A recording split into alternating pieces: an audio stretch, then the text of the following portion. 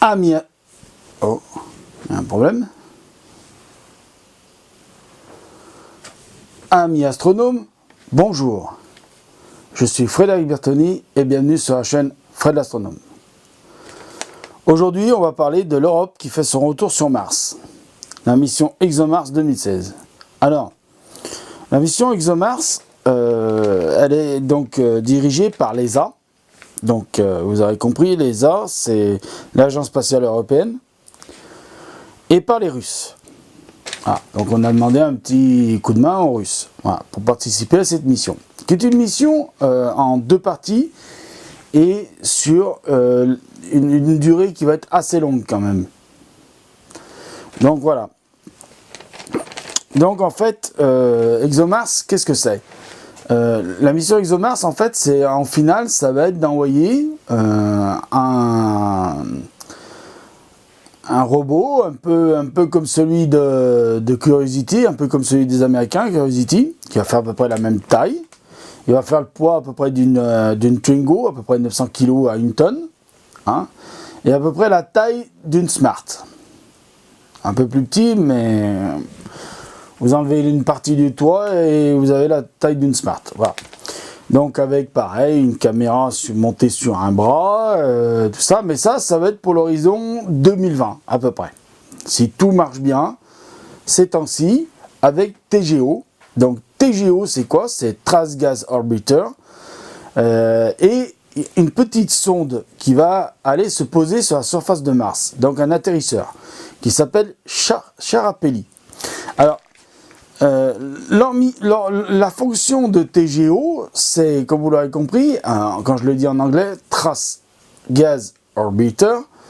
Trace Gas, ça veut dire qu'il va essayer de comprendre les gaz qui se trouvent dans l'atmosphère, c'est-à-dire les détecter, de les quantifier et d'en faire une cartographie de ces gaz, où ils se trouvent sur la planète, où il y en a le plus.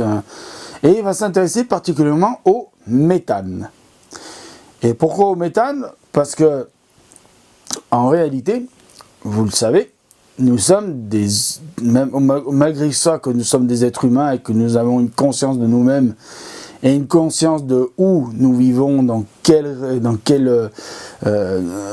vivons sur une planète, que nous vivons près d'une étoile et que nous vivons dans un système solaire avec plein de planètes, plein de petits cailloux, machin et tout ça, et que nous vivons surtout dans un univers vaste. Donc ça, nous en sommes conscients. Mais nous sommes quand même, à quelque part, malgré notre intelligence ou notre stupidité pour certains, nous sommes quand même dans un monde.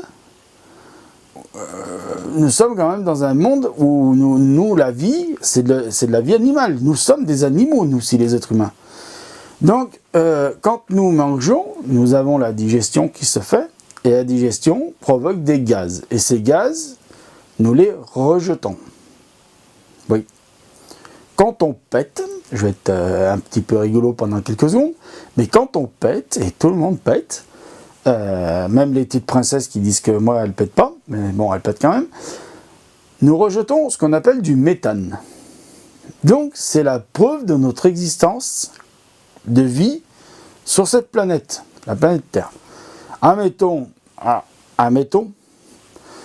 qu'il y ait une vie extraterrestre qui s'approche de la planète Terre, qui envoie une sonde, genre celle de TGO, autour de notre planète, et détecte une certaine quantité de gaz, de méthane. Ils vont conclure qu'il y a une source de vie sur la planète. Alors, le méthane n'est pas rejeté que par les êtres humains, ou les animaux, les êtres vivants sur la Terre. Mais, quand même, nous en rejetons une grosse quantité. Vu le milliard d'êtres vivants, tout confondu, hein, animaux, êtres humains, tout ça, nous rejetons quand même une certaine quantité de méthane. Il faut savoir que la planète par elle-même en rejette, mais beaucoup moins que toute la vie sur Terre. Beaucoup moins, c'est de l'ordre de... Sur 100% de ce que nous, les êtres vivants sur Terre, nous rejetons, et quand je dis êtres vivants, c'est tout, hein.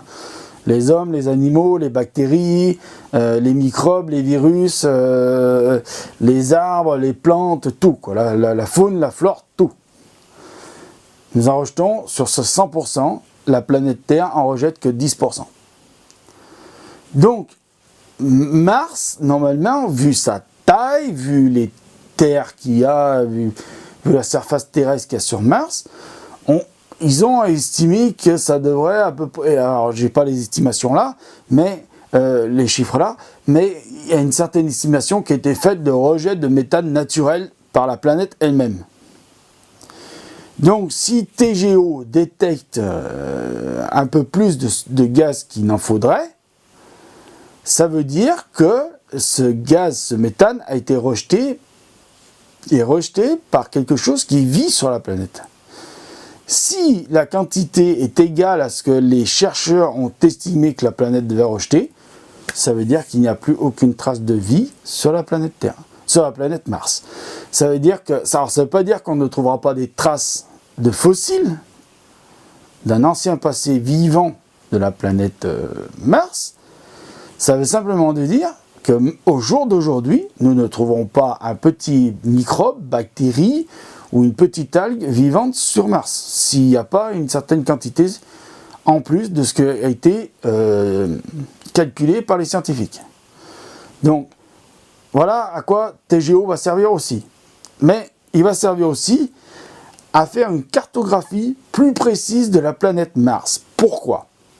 Parce que le petit module Charapelli, on sait exactement où il va être posé. Il va être posé pas loin d'un petit cratère, je ne me rappelle plus le nom du cratère, et il va être posé à cet endroit-là, près du pôle Nord. Pourquoi il va être posé à cet endroit-là? Parce qu'il va servir à analyser, il va rester, donc lui c'est un petit truc qui va rester sur place, hein, c'est un petit robot qui reste sur place, il ne va pas bouger. Pourquoi? Parce qu'il va analyser tout ce qui se trouve autour de lui. Pareil, les gaz, le rayonnement solaire, tous les ultraviolets, ultra-VB, ultra-VA, tout ce qui est nocif pour une future mission habitée. Et il va aussi mesurer la force des vents, la force des courants d'air, la force, ce qu'on appelle nous sur Terre, la force de Coriolis. Et bien sur les planètes, il y a aussi des forces de Coriolis. Donc il va mesurer toutes ces forces-là. Il va mesurer aussi, savoir s'il y a encore une activité sismique sur la planète Mars. Parce que jusqu'à aujourd'hui, on pense qu'il n'y en a plus. Mais on peut se tromper.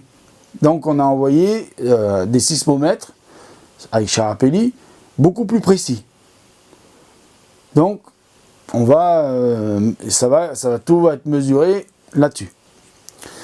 Donc voilà en quelque sorte ce que c'est la mission ExoMars pour le moment. Ce qu'on appelle la mission ExoMars 2016. C'est ça. Donc là, en ce moment, pourquoi je vous fais la petite vidéo aujourd'hui? Parce que la sonde, elle arrive, donc TGO et Charapelli, qui sont collés ensemble, arrive aux abords de Mars. Donc la mission TGO Mars 2016, Charapelli, va bientôt commencer. La sonde TGO avec son petit module d'atterrisseur va se mettre en orbite, à une orbite basse, pour pouvoir bien regarder l'atmosphère de Mars. Et va aussi donc envoyer le petit atterrisseur Charapelli. Alors ça va aussi servir à quoi? Ça va servir à valider les acquis de l'Europe sur le fait de faire atterrir un objet sur Mars. Et c'est très important de savoir si l'Europe elle est capable de faire atterrir un module sur Mars. Voilà, donc c'est pour ça que la mission ExoMars 2016 existe. C'est uniquement pour ça aussi.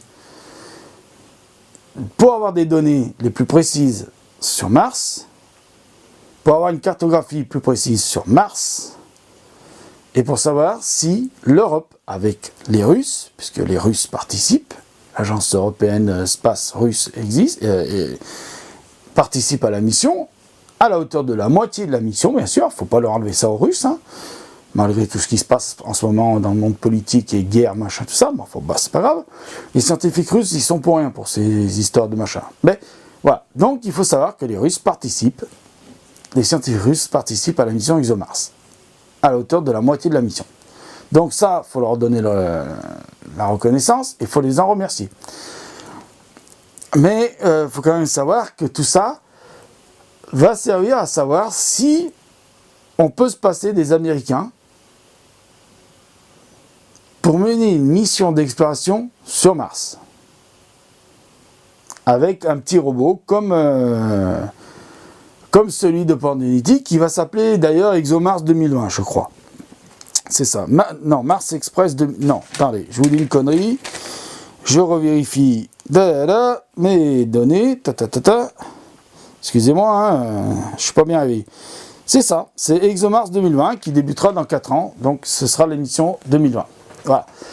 Donc je vois que la vidéo commence à s'éterniser. Je voulais pas la faire trop longue, mais bon, je vois que je la fais un peu longue. Donc, amis astronomes, c'était Frédéric Bertoni sur la chaîne Fred l'Astronome, qui vous a parlé de l'espace, qui vous a parlé d'une mission ExoMars 2016, russo-européenne, on va dire ça comme ça, avec l'agence spatiale russe et avec l'agence européenne spatiale. Avec l'agence spatiale européenne, plutôt, ce sera mieux comme ça. Donc les amis, j'espère que j'ai donné assez d'informations sur cette mission. Si vous voulez suivre la mission, alors oui, si vous voulez suivre la mission, vous allez sur internet et vous allez sur ESA. ESA.com. Voilà, c'est ça. ESA.com. Donc je vous mettrai le petit truc en bas, comme d'habitude en vidéo. Et donc voilà, je vous en remercie. Je vous dis au revoir.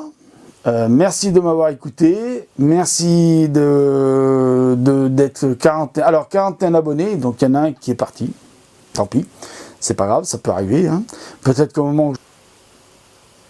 Donc voilà, excusez-moi, hein, au moment où je vous parlais, il y a eu une petite coupure de la caméra, hein, je ne sais pas ce qui se passe, la caméra elle est un peu pourrie, d'ailleurs vous verrez, il y a des petits problèmes avec la vidéo, mais pour le moment j'en ai pas d'autres, l'autre elle est en train de se charger.